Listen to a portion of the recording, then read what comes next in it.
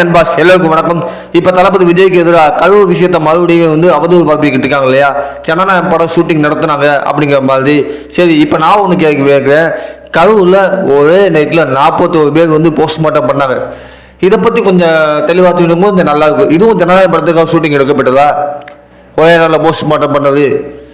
தூத்துக்குடி விழாவத்தி குளத்தில் அந்த பொண்ணுக்கு 4 நாளாக போஸ்ட்மார்ட்டம் பண்ணால் கைக்கு கிடைக்கல அப்படின்னு கனிமொழி எம்பி சொன்னாங்க. சரி, இது கேள்வி எல்லாருக்குமே தெரியும். சரி, இதையுமே கொஞ்சம் விளக்கமாக சொல்லலாமே. போஸ்ட்மார்ட்டம் எப்படி பண்ணாங்க, எதுக்கு எதுக்க சொன்னாங்க, அந்த அந்த சொந்தக்காரங்க கூட கேட்காம அவங்களே வச்சுட்டாங்க.